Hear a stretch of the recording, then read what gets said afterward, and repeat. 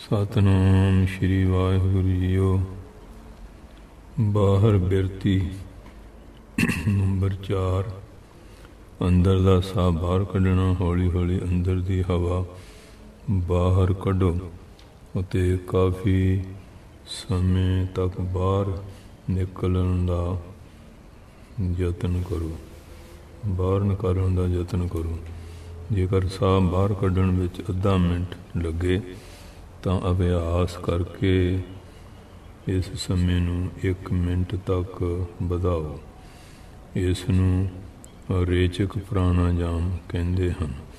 ਜਦੋਂ ਇਹ ਸਮਾਂ 1 ਮਿੰਟ ਤੱਕ ਵੱਧ ਜਾਵੇ ਤਾਂ ਦੂਸਰਾ ਪ੍ਰਾਣਾਯਾਮ ਕਰੋ, ਕਿਉਂਕਿ ਜਿਹੜਾ ਸਵਾਸ ਨੂੰ ਅੰਦਰ ਖਿੱਚਣਾ ਉਹ ਹੈਗਾ ਪੂਰਕ, ਜਿਹੜਾ ਬਾਹਰ ਕੱਢਣਾ ਉਹ ਹੈਗਾ ਰੇਚਕ, ਅਤੇ ਜਿਹੜਾ ਠਹਿਰਾਉਣਾ ਰੋਕਣਾ ਉਹਦਾ ਨਾਂ ਹੈ ਕੁੰਭਕ। ਨੰਬਰ 4। ਭੀਤਰੀ ਬਿਰਤੀ।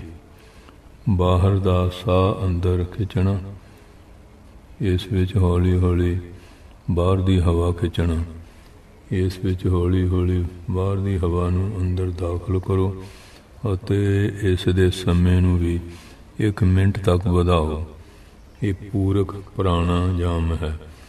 ਇਸ ਦੇ ਬਾਅਦ ਤੀਸਰਾ ਪ੍ਰਾਣਾਯਾਮ ਕਰੋ। ਪੂਰਕ ਹੋ ਗਿਆ, ਰੇਚਕ ਹੋ ਗਿਆ, ਤੀਜਾ ਕੁੰਭਕ ਕਹਿ ਦਿਓ ਜਾਂ ਸਤੰਭ ਮੈਨੇ ਰੋਕਣਾ, ਸਤੰਭ ਬਿਰਤੀ।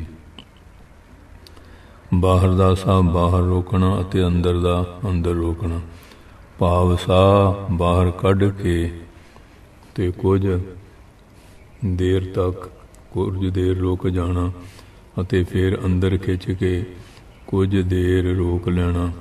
ਇਸ ਨੂੰ ਕੁੰਭਕ ਪ੍ਰਾਣਾਯਾਮ ਕਹਿੰਦੇ ਹਨ। ਇਸ ਤਰ੍ਹਾਂ ਬਾਹਰ ਜਾਂ ਅੰਦਰ ਸਾਹ ਰੋਕਣ ਦੇ ਸਮੇਂ ਨੂੰ ਵੀ ਵਧਾਓ ਅਤੇ ਜਦੋਂ ਸਮਾਂ ਵੱਧ ਜਾਵੇ ਤਾਂ ਫਿਰ ਇਹਨਾਂ ਤਿੰਨਾਂ ਤਰ੍ਹਾਂ ਦੇ ਪ੍ਰਾਣਾਯਾਮ ਨੂੰ ਵਾਰ-ਵਾਰ ਕਰੋ ਅਤੇ ਪੂਰਕ ਜਿੰਨੇ ਸਮੇਂ ਵਿੱਚ ਕੀਤਾ ਜਾਵੇ ਉਸ ਤੋਂ 2 ਗੁਣਾ ਸਮਾਂ ਰੇਚਕ ਵਿੱਚ ਅਤੇ 4 ਗੁਣਾ ਸਮਾਂ ਕੁੰਭਕ ਵਿੱਚ ਲਗਾਓ ਅਤੇ ਪ੍ਰਾਣਾਯਾਮ ਕਰਨ ਤੋਂ ਪਹਿਲਾਂ ਮੂਲ ਬੰਦ ਕਰੋ। ਭਾਵ ਗੁਦਾ ਚੱਕਰ ਨੂੰ ਉੱਪਰ ਵੱਲ ਦ੍ਰਿੜਤਾ ਮਜ਼ਬੂਤੀ ਨਾਲ ਖਿੱਚੋ। ਨੰਬਰ 4। ਜੇਕਰ ਬਾਹਰ ਨੂੰ ਸਾਹ ਛੱਡਿਆ ਹੈ ਤਾਂ ਫਿਰ ਬਾਹਰ ਨੂੰ ਹੀ ਛੱਡਿਆ ਜਾਵੇ ਅਤੇ ਜੇਕਰ ਸਾਹ ਅੰਦਰ ਖਿੱਚਿਆ ਹੈ ਤਾਂ ਅੰਦਰ ਨੂੰ ਹੀ ਖਿੱਚ ਲਿਆ ਜਾਵੇ, ਬਾਹਰ ਨਾ ਜਾਣ ਦਿੱਤਾ ਜਾਵੇ। ਇਸ ਪ੍ਰਾਣਾਯਾਮ ਨੂੰ ਉਹ ਕਰ ਸਕਦਾ ਹੈ ਜੋ ਪਹਿਲੇ 3 ਤਰ੍ਹਾਂ ਦੇ ਪ੍ਰਾਣਾਯਾਮ ਤੇ ਨਿਪੁੰਨਤਾ ਪ੍ਰਾਪਤ ਕਰ ਚੁੱਕਾ ਹੈ। ਇਹਦੇ 'ਚ ਉਹ ਸੂਝਵਾਨ ਹੋ ਗਿਆ ਹੈ। ਇਸ ਲਈ ਪੂਰਨ ਗੁਰੂ ਦੀ ਜ਼ਰੂਰਤ ਹੈ, ਕਿਉਂਕਿ ਇਹ ਜਿਹੜੀਆਂ ਚੀਜ਼ਾਂ ਆਪਣੇ ਆਪ ਨਹੀਂ ਕਰਨੀਆਂ ਚਾਹੀਦੀਆਂ, ਗੁਰੂ ਉਸਤਾਦ ਦੁਆਰਾ ਕਰਨਾ ਚਾਹੀਦਾ ਹੈ। ਸਾਹ ਅੰਦਰ ਜਾਣ ਜਾਂ ਬਾਹਰ ਆਉਣ ਜਾਂ ਰੁਕ ਜਾਣ, ਇਹਨਾਂ ਸਭ ਦਾ ਧਿਆਨ ਨਾ ਰੱਖ ਕੇ ਮਨ ਨੂੰ ਇਸ਼ਟ ਦੇਵ ਦੇ ਚਿੰਤਨ ਵਿੱਚ ਲਾ ਦੇਣ ਨਾਲ ਦੇਸ਼ ਕਾਲ ਅਤੇ ਸੰਖਿਆ ਦੇ ਗਿਆਨ ਦੇ ਬਿਨਾਂ ਹੀ ਆਪਣੇ ਆਪ ਜੋ ਪ੍ਰਾਣਾਂ ਦੀ ਗਤੀ ਜਿਸ ਕਿਸੇ ਦੇਸ਼ ਵਿੱਚ ਰੁਕ ਜਾਂਦੀ ਹੈ ਉਹ ਚੌਥਾ ਪ੍ਰਾਣਾਯਾਮ ਹੈ। ਸ਼ਬਦ, ਸਪਰਸ਼, ਰੂਪ, ਰਸ, ਗੰਧ, ਇਹ ਜਿਹੜੇ 5 ਸੂਖਸ਼ਮ ਵਿਸ਼ੇ ਹਨ। ਸ਼ਬਦ ਆਕਾਸ਼ ਤੋਂ, ਸਪਰਸ਼ ਹਵਾ ਤੋਂ, ਰੂਪ ਅੱਗ ਤੋਂ, ਰਸ ਪਾਣੀ ਤੋਂ, ਗੰਧ ਧਰਤੀ ਤੋਂ। ਇਹਦੇ 5 ਤੱਤਾਂ ਦੇ 5 ਜਿਹੜੇ ਸੂਖਮ ਭਾਵ ਹੈਗੇ ਆ। ਇੰਦਰੀਆਂ ਦੇ ਬਾਹਰੀ ਵਿਸ਼ੇ ਹਨ ਅਤੇ ਸੰਕਲਪ ਕਲਪ ਆਦਿ ਜੋ ਅੰਤःਕਰਨ ਦੇ ਵਿਸ਼ੇ ਹਨ। ਉਹਨਾਂ ਦੇ ਤਿਆਗ ਨਾਲ ਭਾਵ ਉਹਨਾਂ ਦਾ ਚਿੰਤਨ ਨਾ ਕਰਨ ਤੇ ਪ੍ਰਾਣਾਂ ਦੀ ਗਤੀ ਦਾ ਖੁਦ ਰੁਕ ਜਾਣਾ ਹੀ ਚੌਥਾ ਪ੍ਰਾਣਾਯਾਮ ਹੈ। ਜਦੋਂ ਸ਼ਬਦ ਦਾ ਅਭਿਆਸ ਕਰਦੇ ਹਾਂ ਬਿਰਤੀ ਕੁਦਰਤੀ ਰੁਕ ਜਾਂਦੀ ਹੈ, ਉਹ ਚੌਥਾ ਪ੍ਰਾਣਾਯਾਮ ਹੈ। ਕਿਉਂਕਿ ਇਹ ਜਿਹੜਾ ਹਠ ਯੋਗ ਦਾ ਇਹ ਸਾਰਿਆਂ ਵਾਸਤੇ ਫਿੱਟ ਨਹੀਂ ਬਹਿੰਦਾ ਹੈ। ਸਰਲ ਪ੍ਰਾਣਾਯਾਮ। ਆਸਣ ਲਗਾ ਕੇ ਬੈਠ ਜਾਓ। ਸਿਰ, ਗਰਦਨ, ਧੜ ਇੱਕ ਸੇਧ ਵਿੱਚ ਰੱਖੋ। ਅੱਖਾਂ ਬੰਦ ਕਰ ਲਓ। ਨਿਯਮ ਪੂਰਵਕ ਖਾਲੀ ਪੇਟ ਇਸ ਤਰ੍ਹਾਂ ਪ੍ਰਾਣਾਯਾਮ ਕਰੋ। ਅੰਗੂਠੇ ਨਾਲ ਸੱਜੀ ਨਾਸਿਕਾ ਬੰਦ ਕਰੋ ਅਤੇ ਖੱਬੀ ਨਾਸਿਕਾ ਤੋਂ ਹੌਲੀ ਹੌਲੀ ਸਾਹ ਅੰਦਰ ਖਿੱਚੋ ਅਤੇ ਖੱਬੀ ਨਾਸਿਕਾ ਵੀ ਬੰਦ ਕਰਕੇ ਯਥਾ ਸ਼ਕਤ ਤੇ ਸਾਹ ਨੂੰ ਅੰਦਰ ਰੋਕ। ਫਿਰ ਹੌਲੀ ਹੌਲੀ ਸੱਜੀ ਨਾਸਿਕਾ ਦੁਆਰਾ ਸਾਹ ਬਾਹਰ ਕੱਢੋ। ਫਿਰ ਸੱਜੀ ਨਾਸਿਕਾ ਦੁਆਰਾ ਸਾਹ ਅੰਦਰ ਖਿੱਚੋ ਅਤੇ ਸੱਜੀ ਨਾਸਿਕਾ ਵੀ ਬੰਦ ਕਰਕੇ ਯਥਾ ਸ਼ਕਤ ਸਾਹ ਨੂੰ ਅੰਦਰ ਰੋਕੇ। ਫਿਰ ਹੌਲੀ ਹੌਲੀ ਖੱਬੀ ਨਾਸਿਕਾ ਦੁਆਰਾ ਸਾਹ ਨੂੰ ਬਾਹਰ ਕੱਢੋ। ਇਹ ਇੱਕ ਪ੍ਰਾਣਾਯਾਮ ਹੈ। 10 ਜਾਂ 20 ਪ੍ਰਾਣਾਯਾਮ ਆਪਣੀ ਸ਼ਕਤੀ ਦੇ ਅਨੁਸਾਰ ਕਰੋ। ਬਾਅਦ ਵਿੱਚ ਆਪ ਪ੍ਰਾਣਾਯਾਮ ਦੀ ਸੰਖਿਆ ਵਧਾ ਸਕਦੇ ਹੋ। ਸ਼ੁਰੂ ਵਿੱਚ ਕੇਵਲ 5 ਪ੍ਰਾਣਾਯਾਮ ਹੀ ਕਰੋ। ਪ੍ਰਾਣਾਯਾਮ ਦੇ ਜਲਦੀ ਹੀ ਬਾਅਦ ਨਾ ਨਹਾਓ। ਜਦੋਂ ਕਰ ਲਿਆ ਇਹ ਨਹੀਂ ਪਤਾ ਉਦੋਂ ਨਹਾਉਣ ਲੱਗ ਪਾਓ, ਥੋੜ੍ਹਾ ਟਾਈਮ ਅਟਕ ਕੇ। ਸਵਾਮੀ ਸ਼ਿਵਾਨੰਦ ਜਿਹੜੇ ਮਤਲਬ ਇਹਨਾਂ ਚੀਜ਼ਾਂ ਦੇ ਮਾਹਰ ਆ, ਉਹਨੇ ਇਹ ਵਿਚਾਰ ਦਿੱਤੀ ਹੈ। ਪ੍ਰਾਣਾਯਾਮ ਦੇ ਲਾਭ। ਪ੍ਰਾਣਾਯਾਮ ਮਨ ਅਤੇ ਇੰਦਰੀਆਂ ਦੇ ਬਲ ਨੂੰ ਸ਼ੁੱਧ ਕਰਨ ਦਾ ਸਾਧਨ ਹੈ।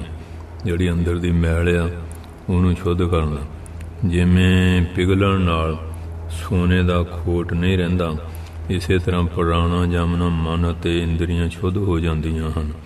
ਪ੍ਰਾਣਾਯਾਮ ਅੰਦਰ ਦੀ ਸਭ ਗੰਦਗੀ ਬਾਹਰ ਕੱਢ ਦਿੰਦਾ ਹੈ, ਜਿਸ ਨਾਲ ਰੂਹਾਨੀਅਤ ਦਾ ਦਰਵਾਜ਼ਾ ਖੁੱਲ੍ਹ ਜਾਂਦਾ ਹੈ ਅਤੇ ਆਤਮਾ ਦਾ ਦਰਸ਼ਨ ਹੁੰਦਾ ਹੈ। ਇਸ ਨਾਲ ਮਨ ਸਥਿਰ ਹੋ ਜਾਂਦਾ ਹੈ ਅਤੇ ਧਾਰਨਾ ਵਿੱਚ ਮਨ ਲਗਾਉਣ ਦੀ ਮਿਹਨਤ ਨੂੰ ਸਹਿ ਸਕਦਾ ਹੈ। ਇਸ ਨਾਲ ਮਨ ਦੀ ਸ਼ੁੱਧੀ ਹੋ ਜਾਣ ਨਾਲ ਇੰਦਰੀਆਂ ਹੌਲੀ ਹੌਲੀ ਆਸਾਨੀ ਨਾਲ ਆਪਣੇ ਬਾਹਰੀ ਵਿਸ਼ਿਆਂ ਨੂੰ ਛੱਡ ਕੇ ਮਨ ਵਿੱਚ ਲੀਨ ਹੋ ਜਾਂਦੀਆਂ ਹਨ। ਜਿਵੇਂ ਜਿਵੇਂ ਮਨੁੱਖ ਪ੍ਰਾਣਾਯਾਮ ਦਾ ਅਭਿਆਸ ਕਰਦਾ ਜਾਂਦਾ ਹੈ, ਉਸ ਦੇ ਪੁਰਾਣੇ ਸੰਸਕਾਰ ਅਤੇ ਅਵਿਦਿਆ ਆਦਿ ਕਲੇਸ਼ਾਂ ਦਾ ਨਾਸ ਹੁੰਦਾ ਜਾਂਦਾ ਹੈ। ਔਰ ਜੇ ਗਿਆਨ ਦਾ ਆਵਰਣ ਪੜਦਾ ਹੈ ਤੇ ਪ੍ਰਾਣਾਯਾਮ ਦੇ ਨਾਲ ਆਕਸੀਜਨ ਖੂਨ ਵਿੱਚ ਮਿਲ ਜਾਂਦੀ ਹੈ। ਇਸ ਲਈ ਇਸ ਨਾਲ ਸਰੀਰ ਨਿਰੋਗ ਅਤੇ ਬਲਵਾਨ ਹੁੰਦਾ ਹੈ। ਇਹ ਪਾਚਨ ਸ਼ਕਤੀ ਨੂੰ ਵਧਾਉਂਦਾ ਹੈ, ਸਰੀਰ ਹਲਕਾ ਹੋ ਜਾਂਦਾ ਹੈ ਅਤੇ ਸੁਸਤੀ ਦੂਰ ਹੋ ਜਾਂਦੀ ਹੈ। ਇਹ ਖੂਨ ਸਾਫ਼ ਕਰਦਾ ਹੈ ਅਤੇ ਦਿਮਾਗ ਅਤੇ ਸਰੀਰ ਦੀਆਂ ਨਸਾਂ ਅਤੇ ਨਾੜਾਂ ਨੂੰ ਸ਼ੁੱਧ ਕਰਦਾ ਹੈ। ਪ੍ਰਾਣਾਯਾਮ ਦਾ ਸੰਬੰਧ ਜਿਹੜਾ ਸਰੀਰ, ਮਨ ਔਰ ਆਤਮਾ ਤਿੰਨਾਂ ਨਾਲ ਹੈ, ਪਰ ਕਸਰਤ ਜਾਂ ਸਿਰਫ ਸਰੀਰ ਨਾਲ ਪ੍ਰਾਣਾਯਾਮ ਨਾਲ ਬੁੱਧੀ, ਯਾਦ ਸ਼ਕਤੀ ਅਤੇ ਵਿਚਾਰ ਸ਼ਕਤੀ ਤੇਜ਼ ਹੁੰਦੀ ਹੈ। ਮਨ ਸਾਫ਼ ਹੋ ਕੇ ਆਤਮਾ ਦੀ ਸ਼ੁੱਧੀ ਹੁੰਦੀ ਹੈ। ਹਿਰਦੇ ਵਿੱਚ ਗਿਆਨ ਅਤੇ ਪ੍ਰਕਾਸ਼ ਪੈਦਾ ਹੁੰਦਾ ਹੈ। ਇਸ ਨਾਲ ਚਿੱਤ ਪ੍ਰਸੰਨ ਹੁੰਦਾ ਹੈ। ਪ੍ਰਾਣਾਯਾਮ ਦੇ ਸਿੱਧ ਹੋ ਜਾਣ 'ਤੇ ਆਤਮਾ ਦੇ ਉੱਪਰ ਪ੍ਰਕਾਸ਼ ਹੋਣ ਲੱਗਦਾ ਹੈ ਅਤੇ ਅਭਿਆਸ ਦਾ ਅਗਿਆਨ ਦਾ ਪਰਦਾ ਹਟ ਜਾਂਦਾ ਹੈ ਅਤੇ ਆਤਮਾ ਦੀ ਜੋਤ ਪ੍ਰਗਟ ਹੁੰਦੀ ਹੈ। ਇਸ ਨਾਲ ਮਨ ਬ੍ਰਹਮ ਵਿੱਚ ਲੀਨ ਹੋ ਜਾਂਦਾ ਹੈ ਅਤੇ ਸਾਡੇ ਧਿਆਨ ਨੂੰ ਇੱਧਰ ਉੱਧਰ ਭਟਕਣ ਨਹੀਂ ਦਿੰਦਾ ਅਤੇ ਸਮਾਧੀ ਅਵਸਥਾ ਤੱਕ ਲੈ ਜਾਂਦਾ ਹੈ। ਇਸ ਨਾਲ ਕੁੰਡਲਨੀ ਜਾਗਰਤ ਹੁੰਦੀ ਹੈ। ਸੱਚਾ ਭਾਵ ਅਸਲੀ ਪ੍ਰਾਣਾਯਾਮ। ਸਾਹ ਅੰਦਰ ਜਾਵੇ ਤਾਂ ਐਸੀ ਭਾਵਨਾ ਕਰੇ ਕਿ ਮੈਂ ਹੀ ਬ੍ਰਹਮ ਹਾਂ, ਭਾਵ ਮੇਰੀ ਆਤਮਾ ਹੀ ਬ੍ਰਹਮ ਹੈ। ਅਤੇ ਜਦੋਂ ਸਾਹ ਬਾਹਰ ਜਾਵੇ ਤਾਂ ਐਸੀ ਭਾਵਨਾ ਕਰੇ ਕਿ ਸੰਸਾਰ ਹੈ ਹੀ ਨਹੀਂ ਹੈ, ਮਤਲਬ ਸੰਸਾਰ ਝੂਠਾ ਹੈ, ਕੇਵਲ ਇੱਕ ਪਰਮਾਤਮਾ ਹੀ ਸੱਚਾ ਹੈ। ਇਸ ਭਾਵਨਾ ਦਾ ਪੱਕਾ ਹੋਣਾ ਹੀ ਸਾਹ ਦਾ ਰੋਕਣਾ ਹੈ। ਇਹ ਬੁੱਧੀਵਾਨ ਦਾ ਪ੍ਰਾਣਾਯਾਮ ਹੈ ਅਤੇ ਨੱਕ ਨੂੰ ਦਬਾਉਣਾ ਅਗਿਆਨੀਆਂ ਦਾ ਪ੍ਰਾਣਾਯਾਮ ਹੈ। ਇਹ ਅਸਲੀ ਪ੍ਰਾਣਾਯਾਮ ਹਰ ਸਮੇਂ ਹੀ ਹੁੰਦਾ ਰਹੇ, ਕਿਉਂਕਿ ਬਾਬਾ ਮੇਹਰ ਸਿੰਘ ਜੀ ਜੋ ਨਿਜਰਾਂ ਦੀ ਪਡੋਰੀ ਵਾਲੇ ਸੀ, ਉਹ ਵੀ ਫੌਜ ਵਿੱਚ ਹੀ ਸੀਗੇ। ਧੰਨ ਬਾਬਾ ਆਇਆ ਸਿੰਘ ਜੀ ਮਹਾਰਾਜ ਦੇ ਸੇਵਕ ਸੀ ਅਤੇ ਬਾਬਾ ਜਵਾਲਾ ਸਿੰਘ ਜੀ ਦੇ ਗੁਰੂ ਭਾਈ ਸੀ। ਉਹ ਪੂਰੇ ਹੱਠ ਜੋਗੀ ਸੀ। ਉਹਨਾਂ ਤੋਂ ਫਿਰ ਮਹਾਰਾਜ ਨੇ ਇਹ ਕਿਰਿਆ ਸਿੱਖਣੀ ਸ਼ੁਰੂ ਕਰ ਦਿੱਤੀ ਅਤੇ ਇਸੇ ਦੌਰਾਨ ਧੰਨ ਧੰਨ ਬਾਬਾ ਆਇਆ ਸਿੰਘ ਜੀ ਮਹਾਰਾਜ ਜੀ ਦੇ ਚਰਨਾਂ 'ਚ ਆਏ। ਜਦੋਂ ਉਹਨੇ ਸਰੀਰ ਦੀ ਕਿਰਿਆ ਦੇਖੀ ਅਤੇ ਪੁੱਛਿਆ ਵੀ ਕੀ ਕਾਰਨ, ਸਰੀਰ ਬੜਾ ਕਮਜ਼ੋਰ ਹੋਇਆ। ਕਹਿਣ ਲੱਗੇ ਜੀ ਇਸ ਤਰ੍ਹਾਂ ਯੋਗਾ ਅਭਿਆਸ ਸਿੱਖਦੇ ਰਹੇ ਮਹਾਂਪੁਰਸ਼ਾਂ ਤੋਂ। ਉਹ ਫਿਰ ਕਹਿਣ ਲੱਗੇ ਨਹੀਂ, ਤੁਸੀਂ ਇਹ ਹਠ ਯੋਗ ਨਹੀਂ ਕਰਨਾ, ਗੁਰਮਤਿ ਵਿੱਚ ਜਿਹੜਾ ਸਹਿਜ ਯੋਗ ਹੈ ਨਾ ਇਹੀ ਕਰਨਾ। ਸੋ ਫਿਰ ਮਹਾਰਾਜ ਹੁਣੀ ਫਿਰ ਜੋ ਹੁਣ ਆ ਦੱਸਿਆ ਇਸੇ ਢੰਗ ਨਾਲ ਕਰਦੇ ਰਹੇ। ਪੰਜਵਾਂ ਪਰਤਿਆਹਾਰ। ਯੋਗ ਦਾ ਪੰਜਵਾਂ ਅੰਗ ਪਰਤਿਆਹਾਰ ਹੈ। ਇੰਦਰੀਆਂ ਦੀ ਬਾਹਰੀ ਬਿਰਤੀਆਂ ਨੂੰ ਸਭ ਪਾਸੇ ਤੋਂ ਸਮੇਟ ਕੇ ਮਨ ਵਿੱਚ ਬਲੀਨ ਕਰਨ ਦੇ ਅਭਿਆਸ ਨੂੰ ਪਰਤਿਆਹਾਰ ਕਹਿੰਦੇ। ਬਾਹਰ ਦੀਆਂ ਬਿਰਤੀਆਂ ਨੂੰ ਰੋਕ ਕੇ ਜਿਹੜਾ ਆਤਮਾ ਚਲਾਉਣਾ, ਇਹਦਾ ਨਾਮ ਪਰਤਿਆਹਾਰ ਹੈ। ਕਿਉਂਕਿ ਜਿਵੇਂ ਕੋਈ ਬਾਡੀਗਾਰਡ ਹੁੰਦਾ ਨਾ, ਪਰਤਿਆਹਾਰ ਅੰਗ ਰੱਖਿਆ, ਉਹ ਬਾਹਰੋਂ ਕਿਸੇ ਨੂੰ ਆਉਣ ਨਹੀਂ ਦਿੰਦਾ। ਜਿਹੜਾ ਬਾਹਰੋਂ ਕੋਈ ਚੀਜ਼ ਨਹੀਂ ਆਉਣ ਦੇਣੀ, ਉਹਦਾ ਨਾਮ ਪਰਤਿਆਹਾਰ ਹੈ। ਹੁਣ ਮਹਾਰਾਜ ਹਰਖਵਾਲ ਵਾਲੇ ਹੱਠ ਯੋਗੀ ਵੀ ਸੀਗੇ, ਸਹਿਜ ਯੋਗੀ ਵੀ ਸੀ। ਕਿਉਂਕਿ ਫਿਰ ਉਸਤਾਦ ਪੂਰਾ ਹੋਵੇ, ਮਾਹਰ, ਉਹਦੀ ਸੰਗਤ ਕਰੇ ਵੀ ਹੱਠ ਯੋਗ ਸਫਲ ਹੁੰਦਾ। ਅਤੇ ਜੇ ਐਵੇਂ ਕਿਤਾਬਾਂ ਪੜ੍ਹ ਸੁਣ ਕੇ ਲੱਗ ਪਏ ਫਿਰ ਨੁਕਸਾਨ ਵੀ ਹੁੰਦਾ।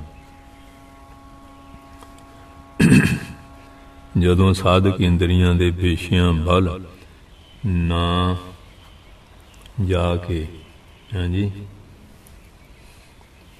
ਚਿੱਤ ਵਿੱਚ ਬਲੀਨ ਜਿਹਾ ਹੋ ਜਾਂਦਾ ਹੈ, ਇਹ ਪਰਤਿਆਹਾਰ ਦੇ ਸਿੱਧ ਹੋਣ ਦੀ ਪਹਿਚਾਣ ਹੈ। ਜੇਕਰ ਇੰਦਰੀਆਂ ਉਸ ਸਮੇਂ ਬਾਹਰ ਨੂੰ ਵਿਸ਼ਿਆਂ ਦਾ ਚਿੱਤਰ ਸਾਹਮਣੇ ਲਿਆਉਂਦੀਆਂ ਰਹਿਣ ਤਾਂ ਸਮਝ ਲਓ ਕਿ ਪਰਤਿਆਹਾਰ ਨਹੀਂ ਹੋਇਆ। ਹਾਂਜੀ, ਜੇ ਬਾਡੀਗਾਰਡ ਦੇ ਹੁੰਦਿਆਂ ਹੀ ਅੰਦਰ ਕੋਈ ਆ ਵੜੇ ਅਤੇ ਫਿਰ ਬਾਡੀਗਾਰਡ ਕਾਹਦਾ ਹੋਇਆ। ਹਾਂਜੀ, ਸੰਸਾਰ ਤੋਂ ਚਿੱਤ ਹਟਾ ਕੇ ਬ੍ਰਹਮ ਵਿੱਚ ਲੀਨ ਕਰਨਾ ਜਾਂ ਲਗਾਉਣਾ, ਸਭ ਸਥਾਨ ਸਭ ਚੀਜ਼ਾਂ ਵਿੱਚ ਆਤਮਾ ਹੀ ਦੇਖਣਾ ਅਤੇ ਇੰਦਰੀਆਂ ਦਾ ਆਪਣੇ ਵਿਸ਼ਿਆਂ ਵਿੱਚ ਨਾ ਭਟਕਣਾ ਹੀ ਪਰਤਿਆਹਾਰ ਹੈ। ਭਾਵ ਇੰਦਰੀਆਂ ਨੂੰ ਨਿਰਵਿਸ਼ੇ ਬਣਾਉਣਾ ਹੀ ਪਰਤਿਆਹਾਰ ਹੈ ਅਤੇ ਮਨ ਨੂੰ ਨਿਰਵਿਸ਼ੇ ਬਣਾਉਣਾ ਧਿਆਨ ਹੈ। ਭਾਵ ਸਭ ਇੰਦਰੀਆਂ ਨੂੰ ਇਹਨਾਂ ਦੇ ਸੁਭਾਵਿਕ ਵਿਸ਼ਿਆਂ ਨਾਲ ਗਿਆਨ ਅਤੇ ਵਿਚਾਰ ਦੇ ਰਾਹੀਂ ਰੋਕ ਕੇ ਚਿੱਤ ਦੇ ਅਧੀਨ ਕਰ ਦੇਣਾ ਹੀ ਪਰਤਿਆਹਾਰ ਹੈ। ਪਰਤਿਆਹਾਰ ਦਾ ਅਰਥ ਹੈ ਆਪਣੇ ਵੱਲ ਖਿੱਚਣਾ ਜਾਂ ਹਾਂਜੀ ਆਕਰਸ਼ਣ ਕਰਨਾ, ਹਾਂਜੀ, ਅਤੇ ਆਹਰਣ ਕਰਨਾ ਭਾਵ ਰੋਕਣਾ। ਇਹ ਵੀ ਇੰਦਰੀਆਂ ਦਾ ਆਪਣੇ ਆਪਣੇ ਵਿਸ਼ੇ ਨੂੰ ਛੱਡ ਦੇਣਾ ਪਰਤਿਆਹਾਰ ਹੈ। ਕਿਉਂਕਿ ਇੰਦਰੀਆਂ ਜਿਹੜੀਆਂ ਅੱਖਾਂ ਦੇਖਣ ਨਾਲ ਨੂੰ ਦੌੜਦੀਆਂ, ਕੰਨ ਸੁਣਨ ਨੂੰ, ਜ਼ੁਬਾਨ ਗੱਲਾਂ ਕਰਨ ਨੂੰ ਕਰਨਾ ਚਾਹੁੰਦੀ, ਜਿਹੜਾ ਰੋਕ ਲੈਣਾ ਇਹੀ ਪਰਤਿਆਹਾਰ ਹੈ। ਇੰਦਰੀਆਂ ਦਾ ਆਪਣੇ ਆਪਣੇ ਵਿਸ਼ੇ ਨੂੰ ਛੱਡ ਦੇਣਾ ਪਰਤਿਆਹਾਰ ਹੈ।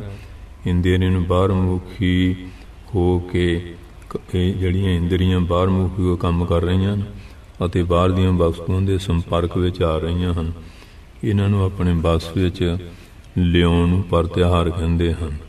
ਹਾਂਜੀ, ਕਿ ਇਸ ਵਾਸਤੇ ਇਹ ਜਿਹੜਾ ਹੈਗਾ ਇਟ ਇਜ਼ ਦੀ ਐਬਸਟ੍ਰੇਸ਼ਨ ਔਰ ਵਿਦ, ਹਾਂਜੀ ਅੱਗੇ ਕੀ ਹੈ, withdrawal of the service from their ਅੱਗੇ ਦੇਰ ਤੇ ਅੱਗੇ ਕੀ ਆਖਰ ਕੀ ਹੈ, ਸਰਰਾਈਜ਼ ਆਬਜੈਕਟ ਭਾਵ ਵਿਸ਼ਿਆਂ ਤੋਂ ਸਭ ਇੰਦਰੀਆਂ ਦੇ ਨਿਰੋਧ ਰੋਕਣ ਨੂੰ ਪਰਤਿਆਹਾਰ ਕਹਿੰਦੇ ਹਨ। ਇਟ ਇਜ਼ ਦੀ ਹਾਂਜੀ freeing of the mind from the ਤੇ ਥਰੈਡਮ ਹਾਂਜੀ ਸਲੇਵਰੀ ਆਫ ਦੀ ਸੈਂਸਿਸ ਭਾਵ ਮਨ ਨੂੰ ਵਿਸ਼ਿਆਂ ਵੱਲ ਨਾ ਜਾਣ ਦੇ ਕੇ ਉਸ ਨੂੰ ਅੰਤਰਮੁਖੀ ਕਰਨਾ ਪਰਤਿਆਹਾਰ ਹੈ। ਇਸ ਦੇ ਅਭਿਆਸ ਨਾਲ ਮਨੁੱਖ ਸੱਚੇ ਅਰਥਾਂ ਵਿੱਚ ਯੋਗੀ ਬਣਦਾ ਹੈ। ਅਤੇ ਉਸ ਦੀਆਂ ਇੰਦਰੀਆਂ ਉਸ ਦੇ ਅਧੀਨ ਹੋ ਜਾਂਦੀਆਂ ਹਨ ਅਤੇ ਇੱਧਰ ਉੱਧਰ ਨਹੀਂ ਭਟਕਦੀਆਂ ਫਿਰਦੀਆਂ। ਜਦੋਂ ਮਨ ਆਪਣੇ ਅਸਲੀ ਸਰੂਪ ਵਿੱਚ ਆ ਜਾਂਦਾ ਹੈ ਤਾਂ ਇੰਦਰੀਆਂ ਖੁਦ ਹੀ ਭੋਗਾਂ ਦੇ ਜਾਲ ਤੋਂ ਨਿਕਲ ਜਾਂਦੀਆਂ ਹਨ। ਕਹਿੰਦੇ ਹਨ, ਇਹ ਤੁਧ ਸੇ ਮਨ ਭਟਕਤਾ ਦਸੋ ਦਿਸ਼ ਫਿਰੇ ਅਪੰਥ। ਹਾਂਜੀ, ਜਹਾਂ ਜਾਏ ਤਹਾਂ ਬੰਦੇ ਪਰਤਿਆਹਾਰ ਕਾ ਪੰਥ। ਇਹ ਕਹਿੰਦੇ ਪਰਤਿਆਹਾਰ ਦਾ ਪੰਥ ਰਸਤਾ ਹੈ ਜਿਹੜਾ ਦਸਾਂ ਦੇ ਭਟਕਦਾ ਉਹਦੇ ਨੂੰ ਰੋਕਣਾ।